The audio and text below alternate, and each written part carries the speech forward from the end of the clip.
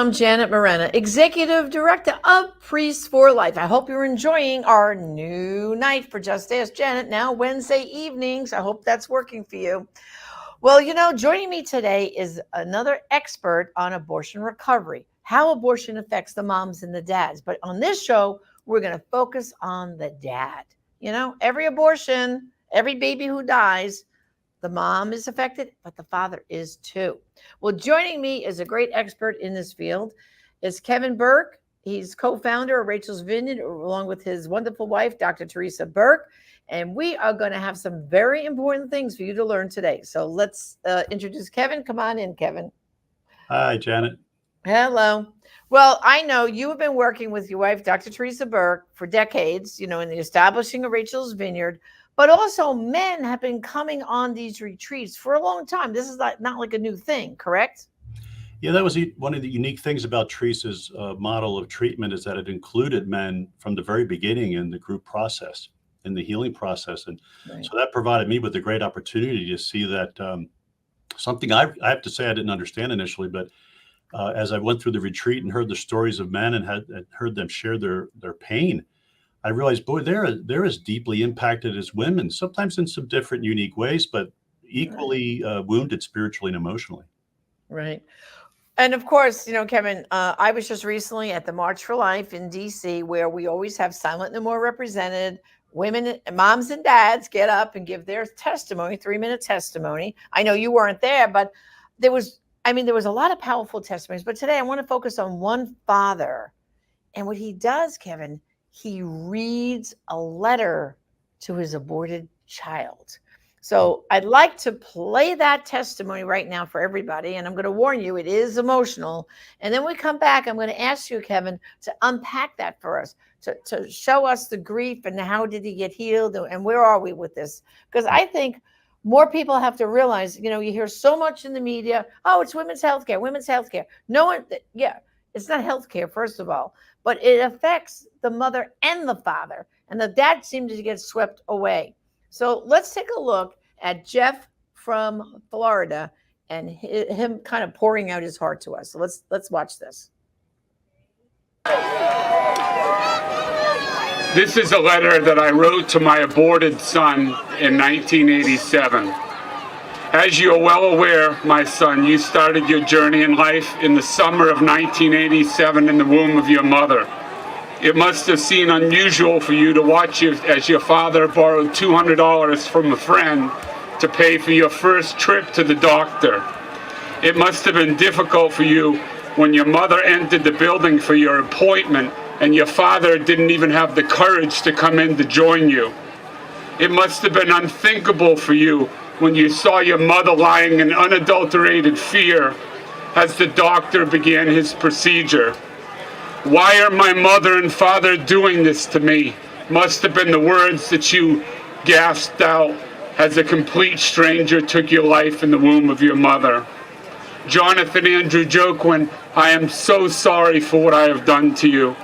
I am sorry that you'll never be able to take the first steps into the loving arms of your parents, that you'll never be able to fill your lungs with a deep breath of fresh air, that you'll never get to speak the first words of amazement to your parents, that you'll never be able to have a birthday party and blow out the candles, that you'll never get to board the bus for your first day of school, that you'll never get to meet your grandparents, aunts, and uncles who would have loved you beyond measure, that you'll never get to meet your sister Faith, who is 21 years old as I write you this letter, that you'll miss your high school graduation, that you'll never have the opportunity of going off to college, you'll never have the opportunity of getting married and having children of your own.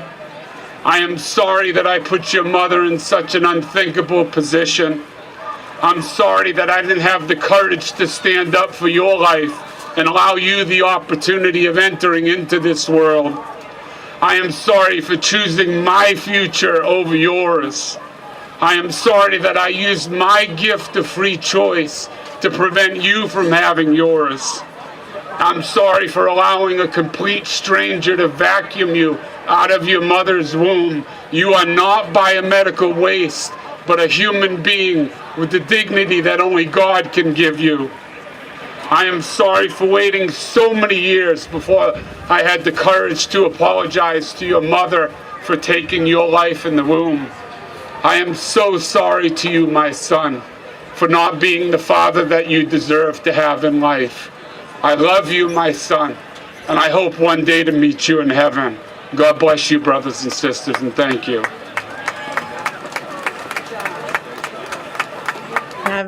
Kevin, oh my goodness. I mean, I first stood there and heard that dad give this testimony. My eyes were all welled up with tears.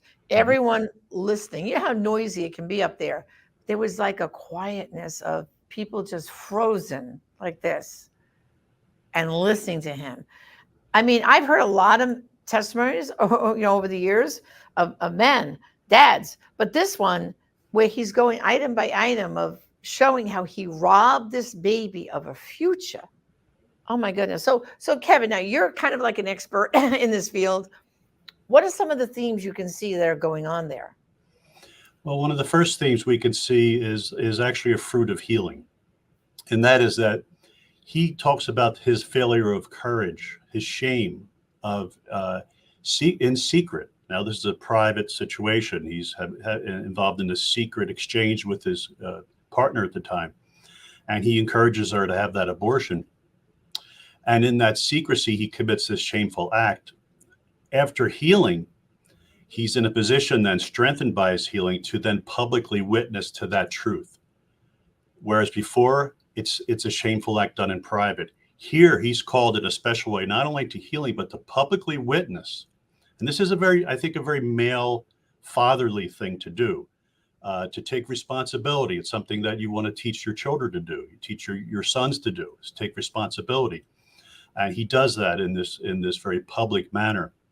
And he shares his heart as a father.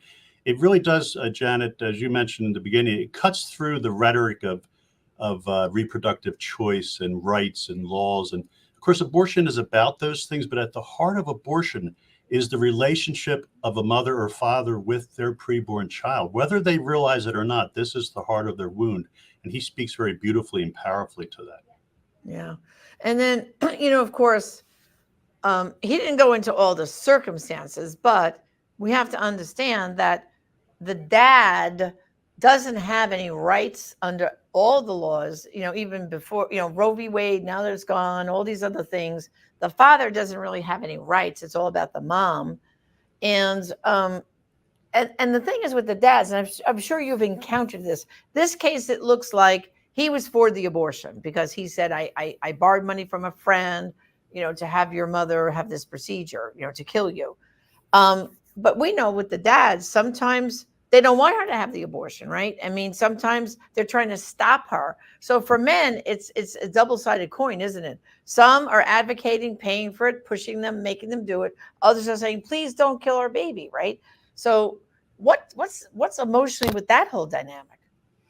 I appreciate so much you bringing that up, because there's men watching this right now who are saying, I didn't want the abortion.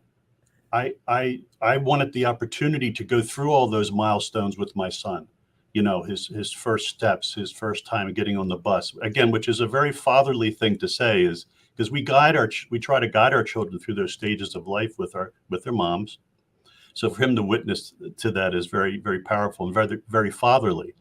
But we have fathers who are denied that opportunity. And in my book, Tears of the Fisherman, Jason is one of the fellows that shares his story. He talks about coming back from the military after serving his country, becoming involved with a woman who he grew to love very much. She was a single mom and had a little girl, and he grew to be a father and love her. And after 2 years of being together and talking about now getting married, there was a pregnancy. And you have to make a long story short, she would not listen to any attempts of him to encourage her to have the baby and to support her. And the psychological devastation he experienced, it led to his being hospitalized. And eventually, thank God, through a Rachel's Vineyard retreat and through ongoing healing, he was able to recover from that. But it's really a traumatic wound to those dads, and they really need help. And you can share with them as well, Janet, about our afterabortion.org Right. how important that is. If you have been powerless to stop an abortion, you're a man watching this, it's deeply wounded you. That's natural. Please reach out for the help you need. Yeah, which would be abortionforgiveness.com. Put in your zip code and you'll see where's the nearest Rachel's Vineyard Healing Program right near you. Because that's our bottom line here. Message is we're here for you, whichever way it was, whether you advocated or tried to prevent. We know you're hurting. Abortionforgiveness.com. We want to bring you to that healing and peace that you do receive eventually once you come to grips with what happened. And then too, Kevin, with the dads, what I think struck me was in reading that letter, he showed the effect of that life not being here on earth. And then he also showed the generational effect of you couldn't get married and then have children. I robbed you of that. I robbed you of your aunts and uncles and cousins, of getting to know you. Because, with abortion, as you know, no one thinks about that, do they? Like, oh, they snuff out a life. Okay, move on. But it has this whole effect on the whole family, correct? Absolutely correct. And I think this is something for our listeners, particularly those that are speaking publicly about abortion, particularly clergy of all denominations or within our Catholic churches and parishes. When you speak about abortion, please talk about mothers and fathers who have had abortions. Talk about grandparents who were involved in abortion decisions or perhaps learned later and lost grandchildren and are grieving. Aunts and uncles who were denied the opportunity to have a relationship with that unique child. And he speaks beautifully to that. But this is a loss that the heart of it is relationship. This is something we have to really focus on. Yes, the destruction of the child is the first tragedy. We have to try to prevent that. But when abortion takes place, it severs an intimate relationship between a mother and child, but also a child with its family and its future. And that's part of what we need to grieve as a culture. And if we can grieve that and begin to name it properly, I think that helps us in our journey of healing those who have had abortion and stopping abortion. Right. And especially that the role of the father, the biological DNA of men, is to be protectors, right? And so what does abortion do? It strips them, right, of that very core, like moms are supposed to be, we nurture, and you guys are the protectors of your wife, your girlfriend, your baby. And so this goes down to the very core of men's DNA, doesn't it? Yes, I think it does in a very powerful way. And I think this can be confusing because men are not in touch with this oftentimes at the time of that they're involved in abortion because of the circumstances. There can be anxiety and fear, or just there could be selfishness and a sense of inconvenience of the pregnancy. Regardless, what we find in the healing journey when men share their stories after many years often is that even if you were feeling that way at the time of the abortion, on some instinctual level, that you're failing as a man when you don't protect that child, when you don't protect the mother during that pregnancy. Some men feel that when they're going to the abortion center, when they take the money out for the abortion, they have this sense of something dirty and dark about what they're doing, something shameful. There's an instinctive sense in that. It's connected to that providing and protecting. Now, both parents, of course, are called to do that, but men in a special way are called by God to really protect and care for those entrusted to them. And as Jeff acknowledged, that begins when you're beginning to have sexual relations. And that's why it's important for men to provide a commitment, and a sense for a woman to feel a sense of security in that relationship. So she knows you're going to be there after the conception takes place. So it really begins with that, with the sexual intimacy, of course, as well. Well, and of course, with women, we talk about all the physical and psychological damage abortion does to them. But there's certain behaviors that men exhibit, and maybe for our listeners, we can talk about just a few of those, because if you have someone in your life and they're exhibiting this behavior, there could be, maybe you didn't have an abortion, but it could have been a girlfriend when they were in high school or college, right? I mean, that's very often the case, that they begin to act worse as years go on, especially if they get married and start having a child. Mhm. and they realize this is not my first kid, right? So what are some of those quickly, just a little list so people can Sure. begin to recognize, oh no, that's my brother. Oh, that's the way my uncle acts. Or what are some of those?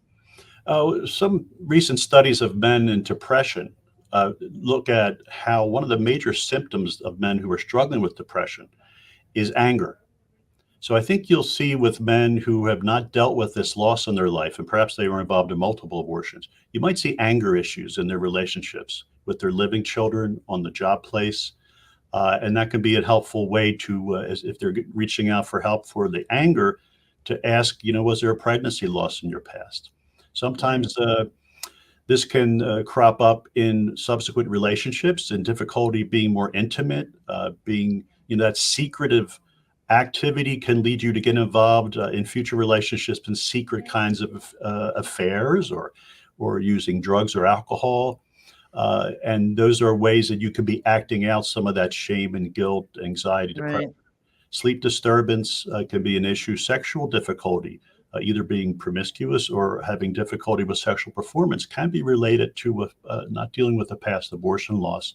Those are a few of the And things. then also too, I think addiction to pornography, gambling, Mhm. being a workaholic, those kind of get lumped in too. Of course, with abusing drugs and alcohol, like with the women. So I think, Kevin, our bottom line message here is to understand that every abortion is the death of a baby, but it is also the damage to a woman, a mom, and a dad. And we want people to be able to get help, healing, and especially that we're in this Lent season. People are being called to come back to their faith, come back to their religion, if they're Catholic, to come back to confession. The priests are there for you, but don't let the confessional be the last stop. After that, you need to do the grief work at Rachel's Vineyard so that you can really, it's one thing to accept the fact that God forgives you because his mercy is always there and we know that. But isn't it? It's a bigger step to forgive yourself. That's what the Rachel's Vineyard does. It takes you beyond God's forgiveness. It reinforces God's forgiveness, but it helps you forgive yourself. Right, Kevin? Absolutely true. And you may find that you've been to confession once, maybe multiple times, and you're still struggling with forgiving yourself. That's related to needing to go through a process of grieving, unpacking all that with others who understand your loss, who can expertly guide you through that with this very powerful spiritual exercises and the grace of the sacraments. And that will lead you to a place where you're going to open your heart to the light and peace of God in Christ.